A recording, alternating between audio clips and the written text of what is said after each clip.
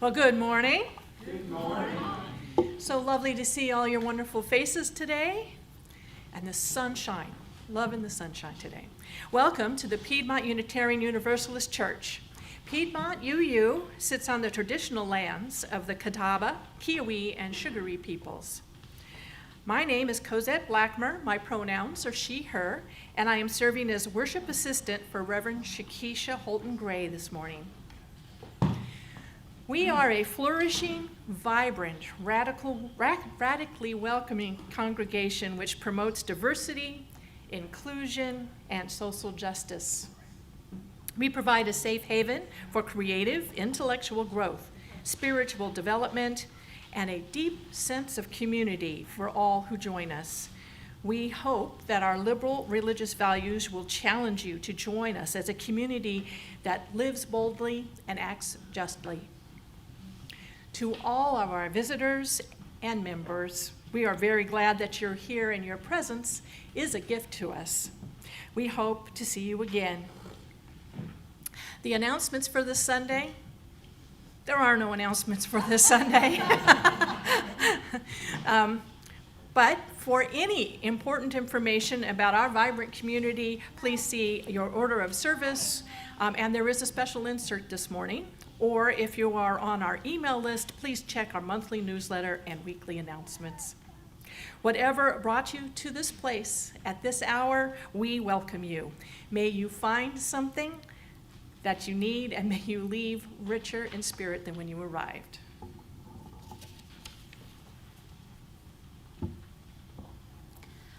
Under the right circumstances, playing with fire can be a delight. Imagine being gathered around a fire pit as the crackling flames invite us to sing, dance, tell stories, drum, or maybe even roast a marshmallow or two. The flame of our chalice also invites us to play, although with ideas rather than with marshmallows. It encourages us to explore who we are, who our neighbors are, and where we are on our spiritual journeys.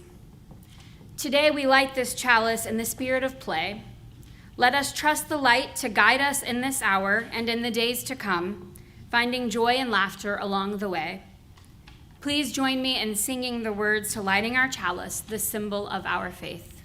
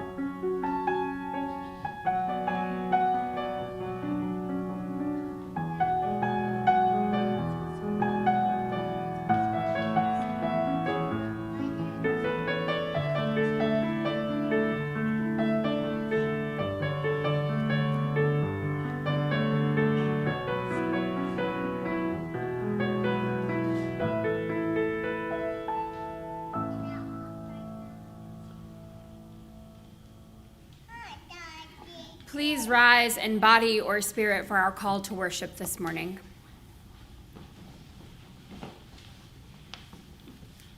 This morning, I invite you to join in a worship service that is a little bit the same and a little bit different.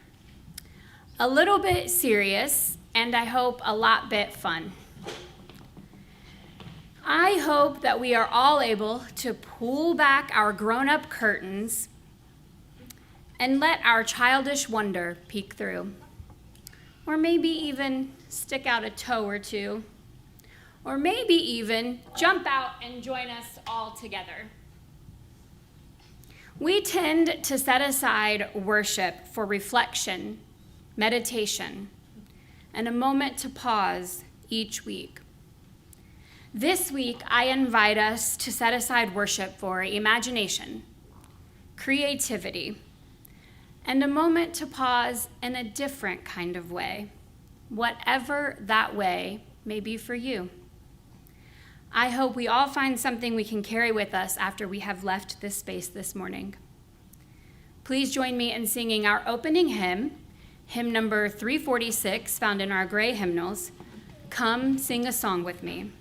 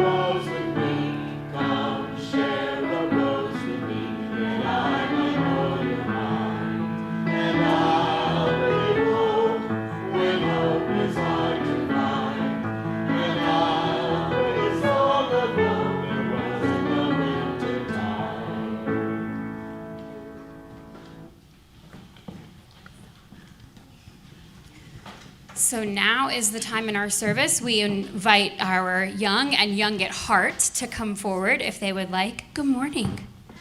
I saw you were a little scared of Fred. That's Fred. They don't bite, I promise. Good morning. Hi. So I have a question for all of us. Did we like to play with cardboard boxes when we were growing up? And what kinds of things did you imagine and create with those cardboard boxes? Forts? Castles? Airplanes? Hiding places? What are some things that you guys like to do with cardboard boxes? A house, yeah. So I grew up in South Florida and we didn't have snow, but we would tear up a cardboard box and we would go to a highway overpass and we would slide down the grass like a sled on the cardboard box. And then as I had kids and they got a little bit bigger, you know what we used cardboard boxes for? Halloween costumes. I think our favorite one that we transformed some cardboard into, anybody know Doctor Who? Well, 2 of my 3 kids and then a friend of theirs. The friend was the doctor, and my 2 were a TARDIS and a Dalek. So you could just imagine the fun that we had with cardboard and hot glue and foam and all sorts of things creating that. Well, I found a story today that talks about all the different things that we can do with a cardboard box and how different ways that we can imagine and create things with them. And you know what that book does? It turns into a box. Isn't that cool? It's just a story. I've never seen a book like that before. Neither have I. And let me tell you, I love kids' books. I think lots of our friends will tell you how much I love kids' books. And this one was super cool because it talks about all the different things you can do with the cardboard box. And as you're opening the pages, it turns into a box. So my hope for you today is that when you leave this space, you'll think of ways that you can create things with cardboard and cardboard boxes when you get home. And maybe if you don't have any, which we have several at my house because Amazon, let's be real, you can create something. And you know what? You can use the packaging inside that comes with it to create stuff too. It's been fun. Thank you for coming up and joining us today. I think we have a song to sing you out with.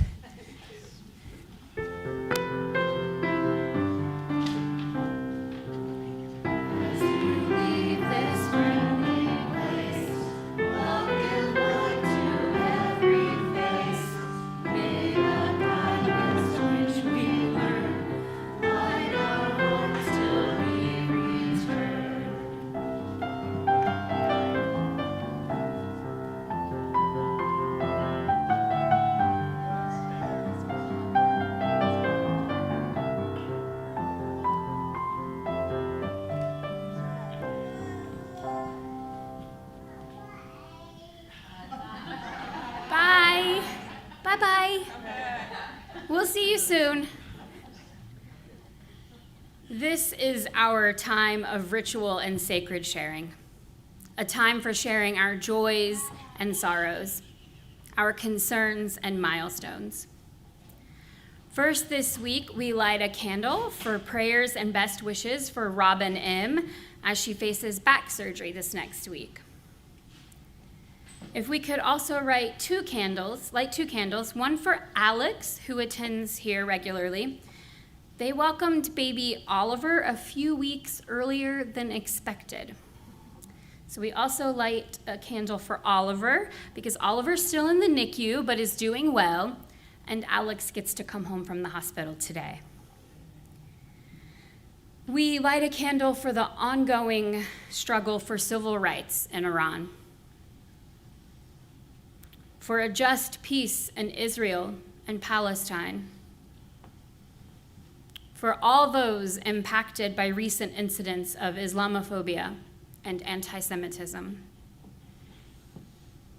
and one to encompass all areas around the globe that are experiencing violence and war right now, in the Ukraine, in the Sudan, and in West Asia or the Middle East. At this time, you are welcome to come up and drop a stone into our shared water or light your own candle of joy or concern.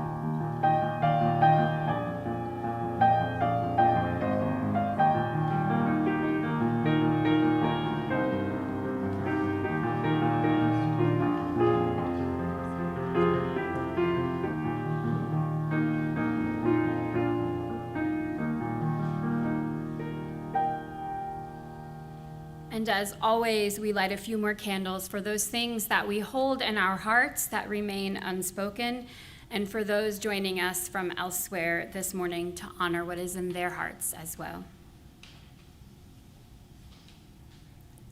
I invite you now into a time of quiet rest, meditation, or prayer as we will follow the sound of the singing bowl into the silence. After a moment of silence, we will not sing our breathing song on meditation. Instead, I'm going to invite us into a refreshingly different and boisterous kind of meditation ritual this morning.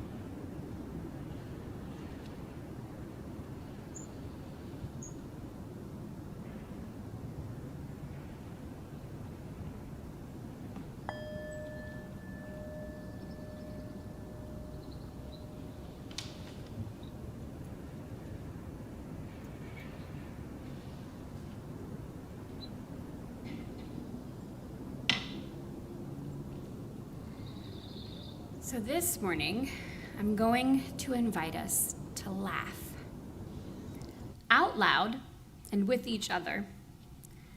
I first led a laughing meditation while in graduate school, and I've done it a few times since then, and I'll always be honest with you and tell you that in the beginning, it is awkward. But then it becomes joyful, kind of like a child learning to walk. Those first few steps are wobbly, but then they just take off. So I'll lead, and then you'll follow. And then laughter should ensue. It's mimicry at its best. Okay, so you gotta repeat after me at first before we start coming into our own. Ha, ha, ha, ha, ha. He, he, he, he, he.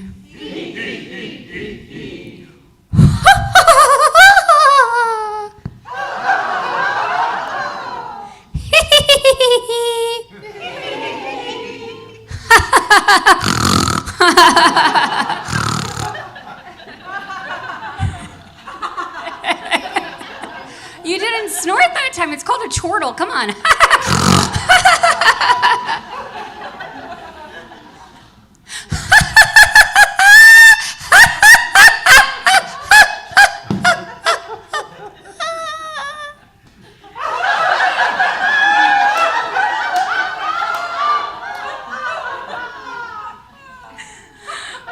Back here is laughing so hard they're crying. That happened in Salisbury as well to several folks. Let's try another one. Let's see what I can do. I'm running out of laughters. You got one? Okay. Well.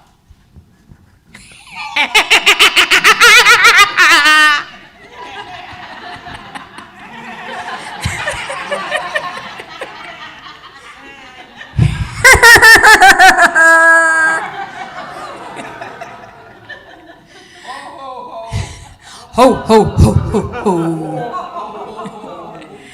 Thank you all for laughing with me. I hope that we gained some joy from that this morning.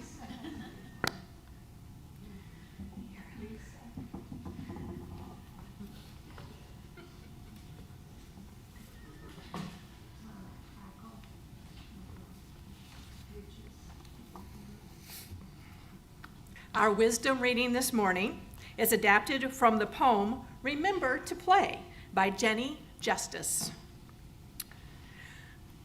We forget what it's like to laugh, to play. We forget what it's like to simply exist in moments of joy. The one thing that separates adults from kids, it's not age, not time, not wisdom, not responsibilities, bills, work, or the things that we label as adult that are really just bad habits that are dressed as something we think we've earned the right to do. Drinking alcohol, staying up late, saying cuss words, suppressing our feelings. No, what makes an adult is the inability to play without fear, without restraint, to play without feeling foolish. We forget.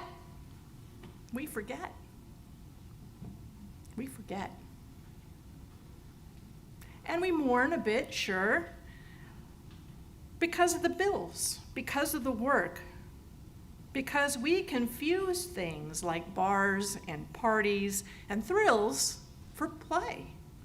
When these things are not play. Play is an endeavor of the spirit. Playfulness is an attitude of pure glee. Playing is curiosity and action, discovery, pretending. Play is approaching each moment as new, full of beauty, possibility, and imagination. Play is grace and laughter even when falling or crawling. Play is using our bodies, our hearts, our minds, and spirits to explore the world around us with kindness and awe. We forget this.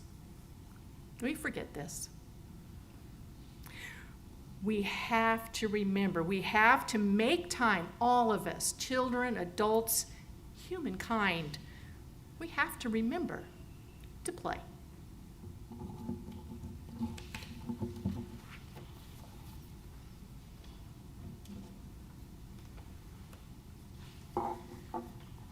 The title of today's homily is An Invitation. It not only stands as a legitimate invite, but it also stands so that I will hold myself accountable. Because what better way to hold yourself accountable than to tell 30 of your closest acquaintances? In a conversation once with a dear friend about something that's not entirely related, but yet along the same vein, in which we were talking about how, as the oldest daughters, it was automatically bestowed upon us to do things that a normal child within a healthy, functioning family system might not be asked, or in some cases told, to do. By the time I was 10 years old, I was in charge of making my disabled grandmother and my little sister breakfast every morning before I went to school. Useful. I learned how to make scrambled eggs in the microwave and how to put out toaster fires. In the afternoons, when I would come home from school, I would help put my Nana on her bedpan and then clean her up with all that entailed. I gladly did these things because I knew the grown-ups were at work and weren't available to do them, and because I didn't want to upset anyone. And then, Jason and I got pregnant when I was 15. I got married at 16. At 18, we bought a house with a mortgage and moved 800 miles away from everyone. And those were just a few of the examples that this friend and I were sharing when we were talking about our equally dysfunctional childhoods.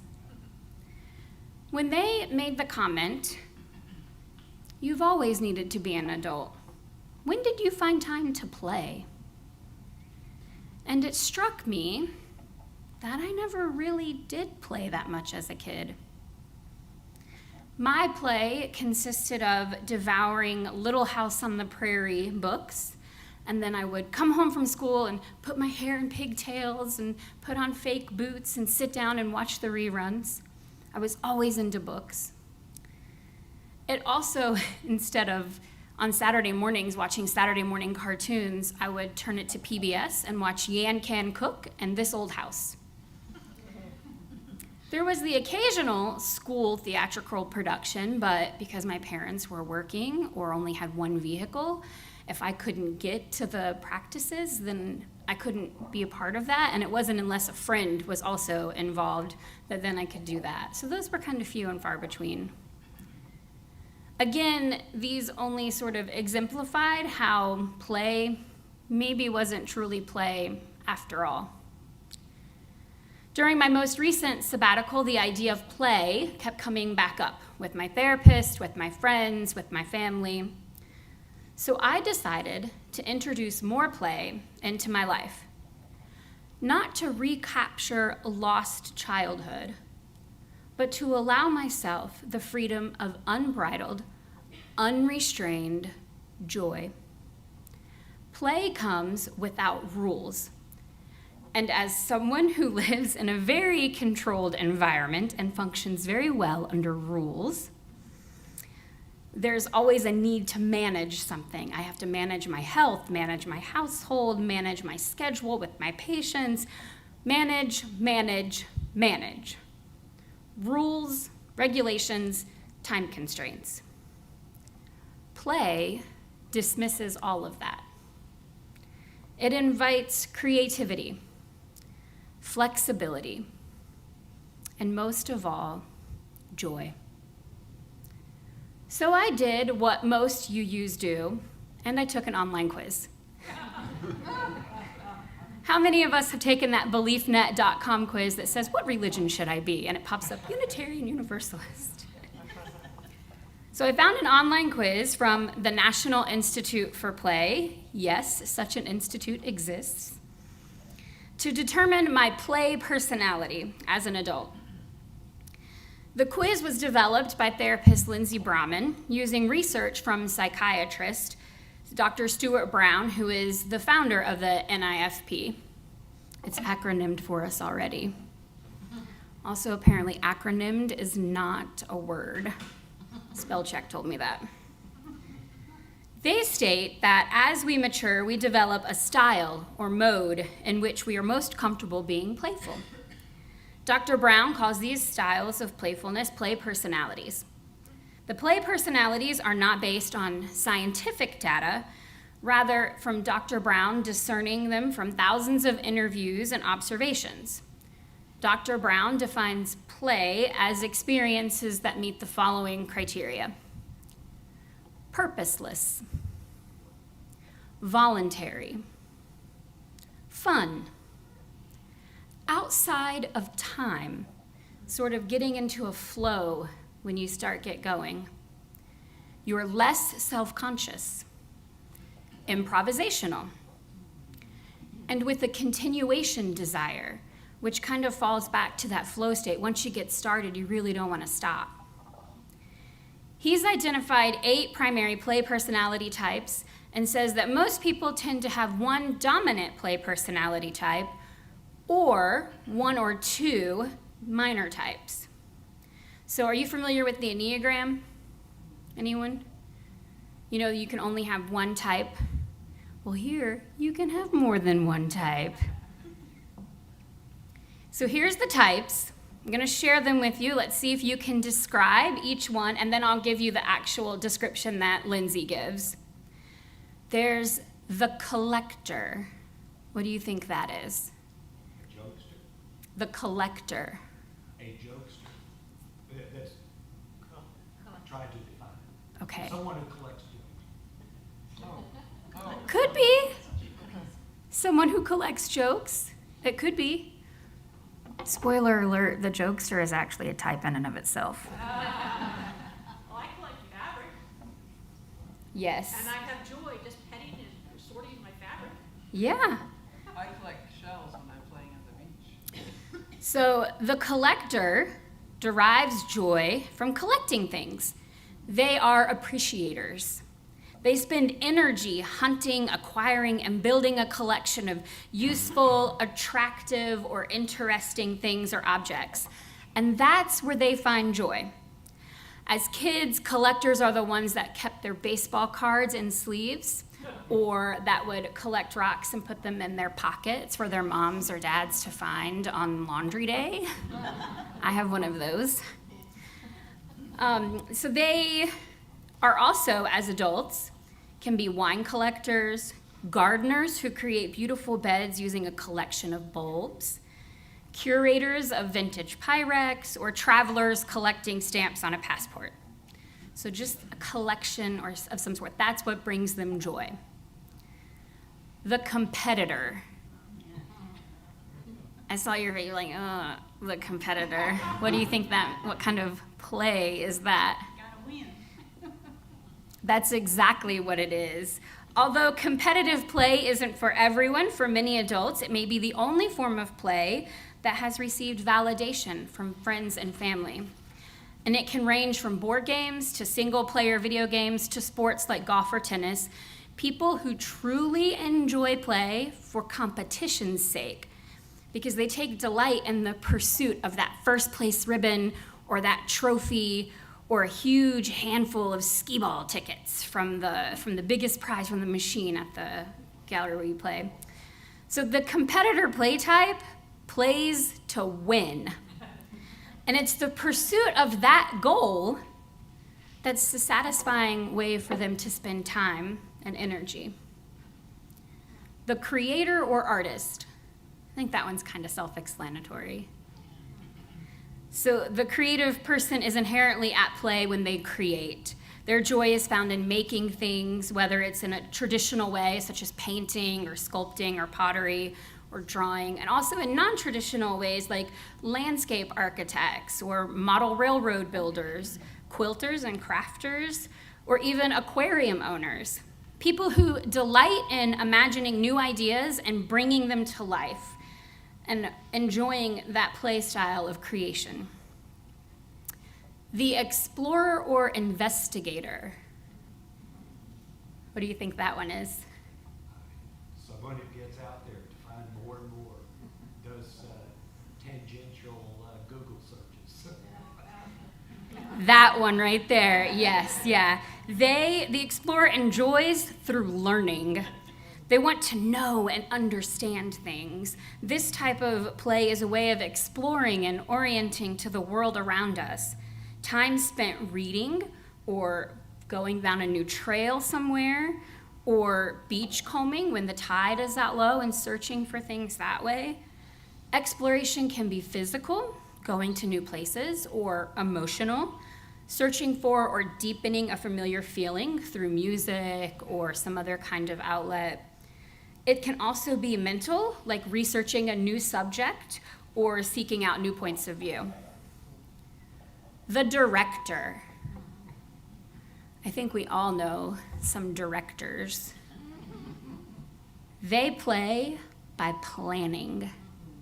They enjoy planning and executing scenes and events.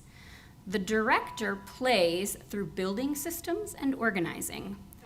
Their play could look like being a Little League coach or organizing a church food drive. Folks who enjoy playing in this way find the experience of organizing, arranging, and directing as satisfying. The storyteller. Again, I think self-explanatory. They feel the release of play through telling and listening to stories. They are the authors and the novel readers, but more so, they are people who craft narratives from ordinary life. People who play through storytelling are the folks who can see an ordinary situation and transform it into a fascinating narrative, weaving fact with imagination in a way that expends energy and playfulness. The Joker. The Joker is the classic class clown.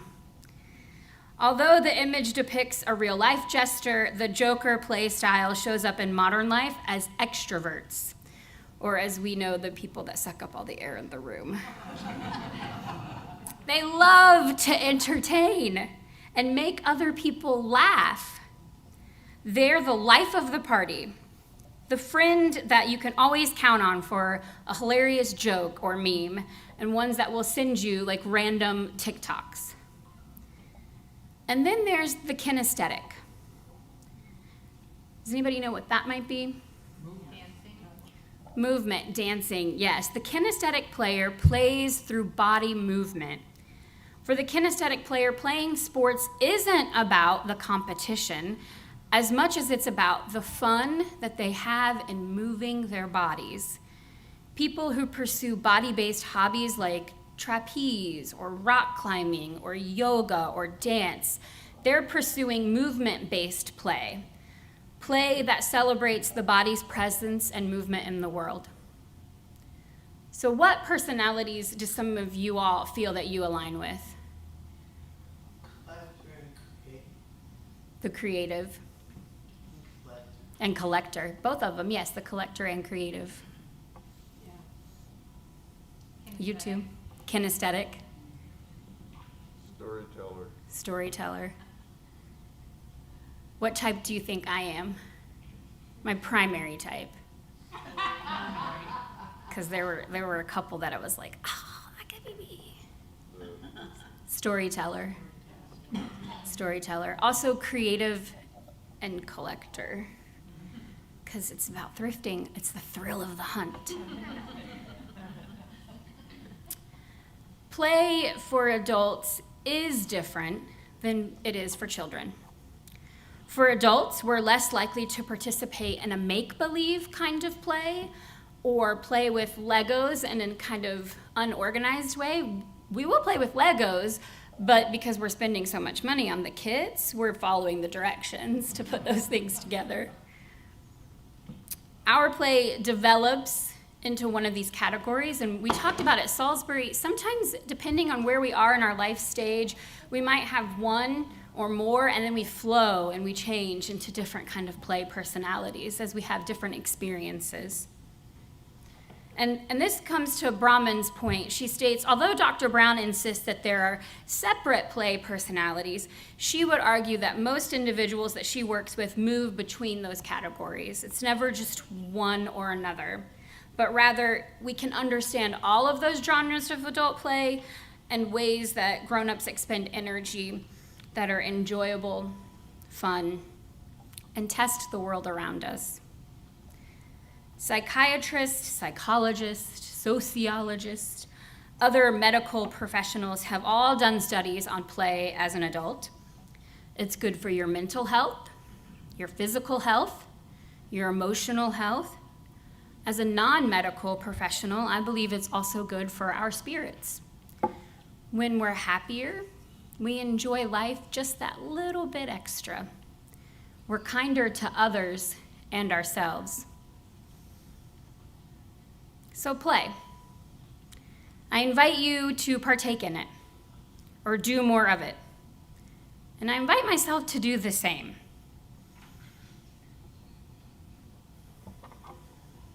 If you follow me on social media, you might be familiar with Fred. Fred started off as a Halloween decoration. Now Fred is out all year long. Fred changes with the seasons and holidays. And I brought Fred along today to bring you some joy as well.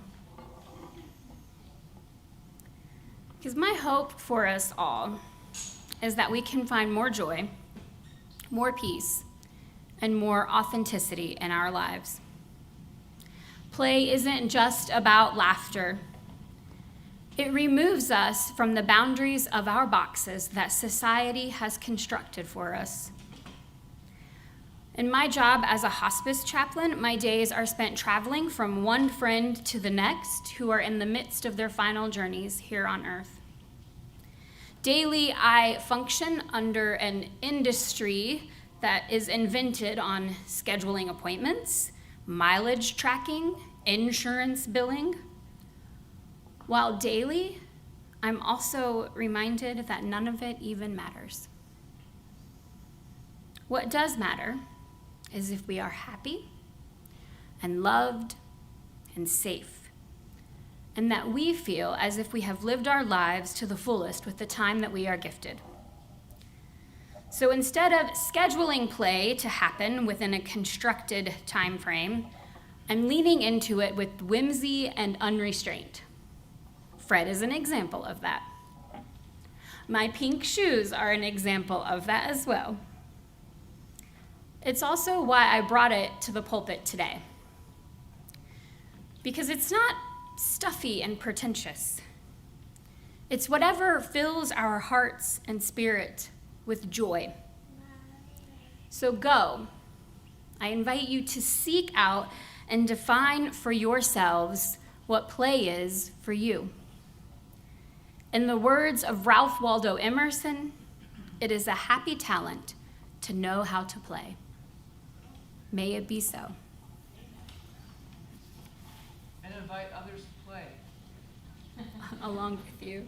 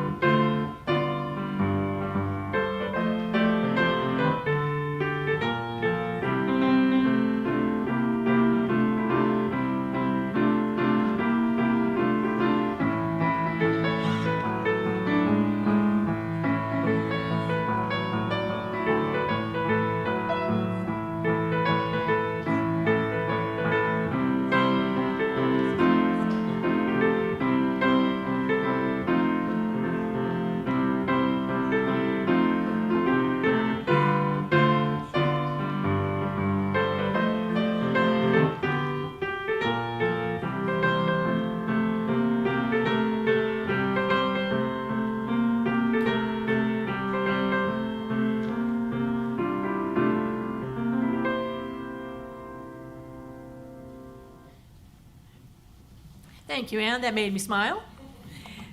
And for once, I knew when the song was ending.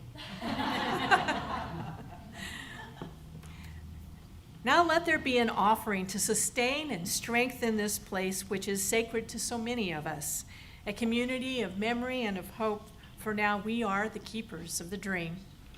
This month, we are sharing our offering plate with North Carolina Environmental Justice Network.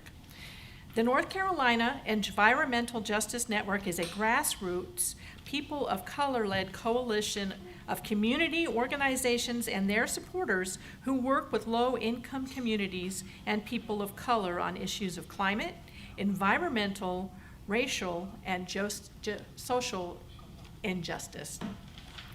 We ask that you place your gift in the baskets as they make their way around the room. And in the act of giving, we ask that you also receive this morning. They changed the script. But as you place your gift in the basket, or even if you need to just pass the basket, you are invited to treat yourself to a gift of bubbles in the spirit of play. And of course, you are always welcome to give online at puuc.org or by texting PUUC at the number 73256. Today's offering will now gratefully be received.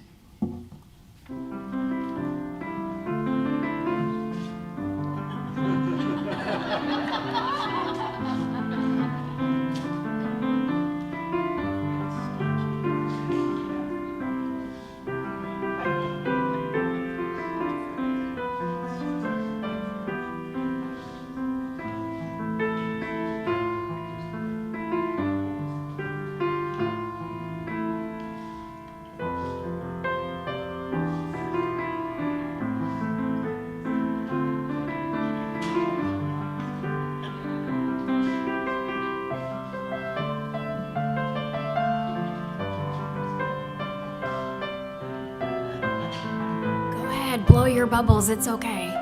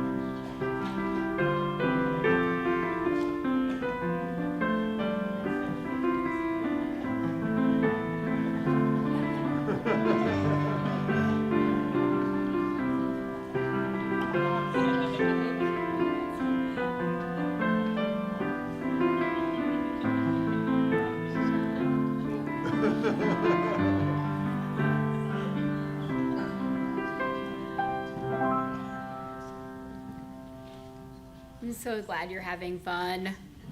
As always, we thank you for the gifts contained within these baskets and for all the gifts that you offer to this beloved community. We thank you most of all for the gift of your presence, whether joining us in person or virtually. Please rise and body your spirit for our closing hymn.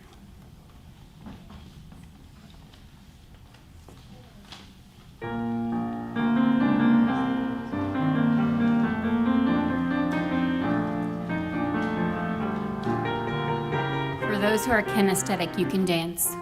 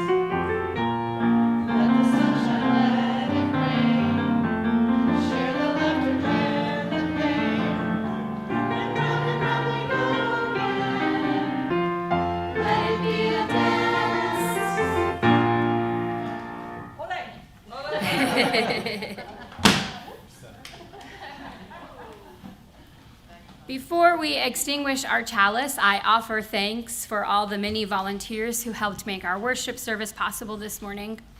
We also ask that before you leave today, you please place your hymnals back on the cart near the piano. Let us take a few moments to openly share our gratitude for the many people and things for which we are grateful for today. I'll start. I am grateful for laughter and joy and for bubbles. Yes. I'm grateful for Shakeisha Holton Gray. I'm grateful for such a creative service. I'm grateful for children in the service. I love their voices. I'm grateful for Fred, because I have a bunch of those Freds. I'm grateful for friends. I'm grateful to have a job where I get to facilitate play. I'm grateful for visitors. So now I will offer a closing blessing. God of many names and forms, thank you for mirth, for merrymaking, for jokes and laughter and silliness. Help us to not forget that playfulness is one of your favorite tools. Blessed be and amen. We now extinguish our chalice, but we carry its light and its warmth and its meaning with us until we meet again. May we go in peace, believe in peace, and create peace wherever we wander. May it be so. Must be. For our closing hymn, we traditionally gather and form a circle. You may hold hands if you want, but I understand it's cold and flu season, so you are more than welcome to place your hand on your heart if that makes you comfortable as well. We will all understand.